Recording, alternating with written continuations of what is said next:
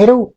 Bienvenue dans cette nouvelle vidéo où je vais vous parler de Spider-Man. Oui, mais Miles Morales Spider-Man.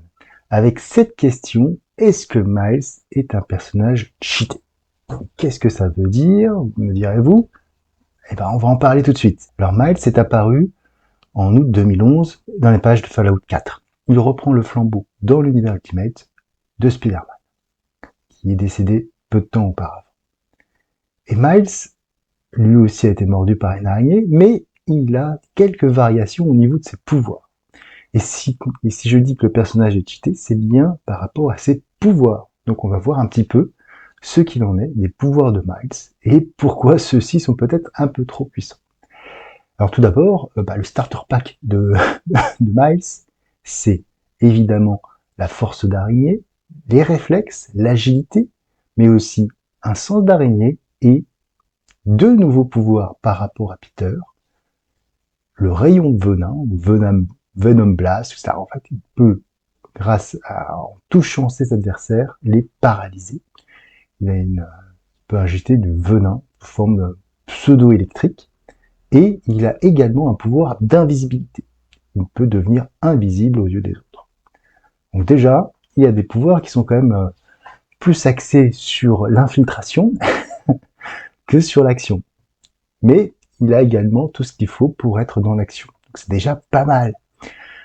Ça va lui permettre au cours de ses différentes aventures de faire pas mal de choses, notamment sur sa première série dans l'univers Ultimate.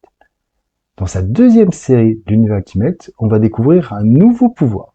Un nouveau pouvoir où, toujours sur les bases de son rayon venin, de son Venom Blast, il va pouvoir faire une explosion qui va se concrétiser par la mise à KO de toutes les personnes aux alentours. Il y a vraiment une grosse explosion électrique qui paralyse, voire même détruit certaines structures. Voilà. Petit ajout qui lui permet, bien sûr, de sortir de situations assez délicates et surtout de mettre un gros coup. Voilà, c'est une super, en fait. Voilà. Les jeux vidéo, les jeux vidéo de combat, on appelle ça une super. Donc ça, c'est déjà premier ajout. Second ajout, un peu plus bizarre et qui n'a pas vraiment réutilisé depuis, il peut projeter au bout de ses doigts une toile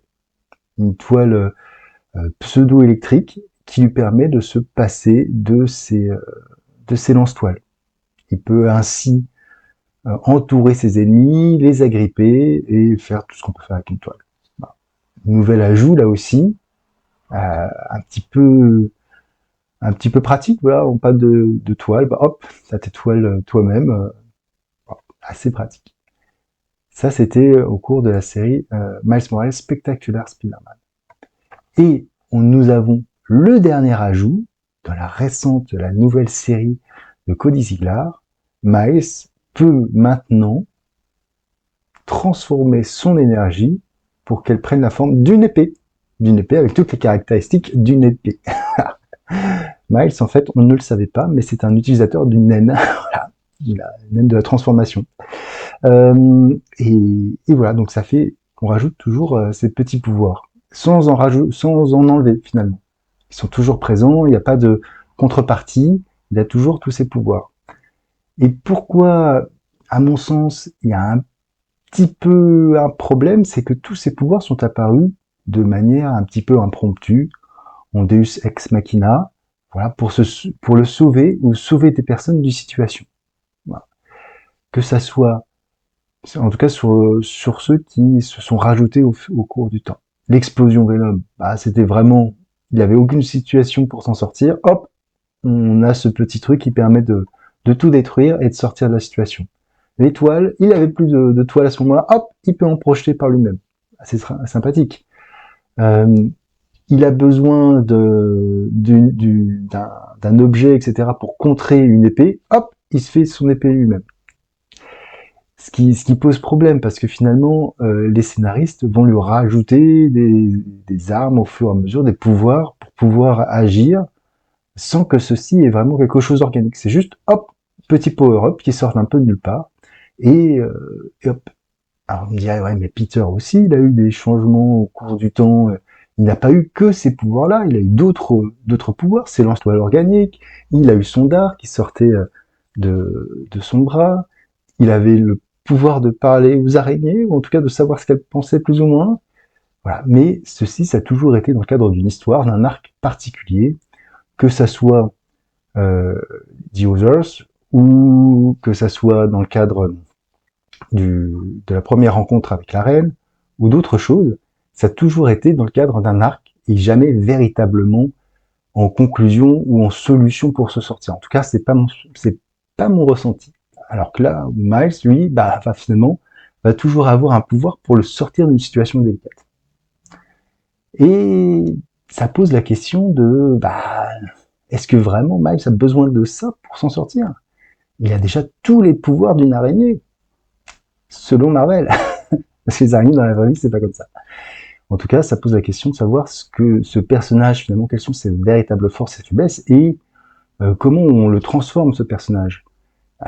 Au fur et à mesure, j'ai l'impression qu'on on peut le transformer de manière à ce qu'il soit très éloigné de Peter, ce qui est d'une certaine manière pas plus mal, puisque si nous avions deux hommes araignées exactement avec le même pouvoir, peut-être qu'on s'ennuierait un petit peu. Et pourquoi je suis l'un plutôt que l'autre s'ils ont la même chose, les mêmes capacités, le même bagage, etc.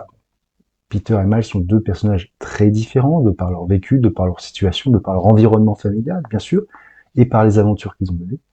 Mais j'ai l'impression que les auteurs veulent de plus en plus les distinguer, et notamment un des moyens de les distinguer, ce sont les pouvoirs. En rajoutant des pouvoirs à Miles, il l'éloigne de Peter et lui donne une identité plus propre, moins arachnéenne, de facto, mais qui permet de bien distinguer, voilà. Après, est-ce que c'est une bonne solution? Je suis très mitigé sur ça, parce que pour moi, un bon scénariste peut faire sortir son personnage de situation sans lui rajouter des power-up un peu à la volée. Surtout que ces power-up, comme je vous le disais, n'ont pas véritablement été remis en cause, remis en question. Là où Peter a eu des régressions, etc. Il n'utilise plus ses lance-toiles organiques, il les utilise, son dard il l'utilise plus. Il y a eu pas mal de petites choses comme ça d'aller-retour au moment où c'est sorti, mais finalement, on est revenu dans un statu quo où il n'utilise finalement que ses propres pouvoirs et on peut faire des variations autour de ses pouvoirs. Son puissance va être boosté, réduit, modifié, mais ça reste dans l'esprit et toujours dans une construction assez organique pour amener à ça. Là où Miles, finalement, c'est un peu simple, il a trouvé un power-up en se baladant et hop, il devient. Donc c'est dommage parce que Miles est un bon personnage et il ne mérite pas d'avoir ces astuces, ces facilités scénaristiques pour continuer. Voilà. Dites-moi ce que vous en pensez dans les commentaires. N'hésitez pas à liker ou à commenter cette vidéo. Et si vous n'aimez pas encore, n'hésitez pas à vous abonner. On passe de très bons moments. Et sur ce, je vous dis ciao.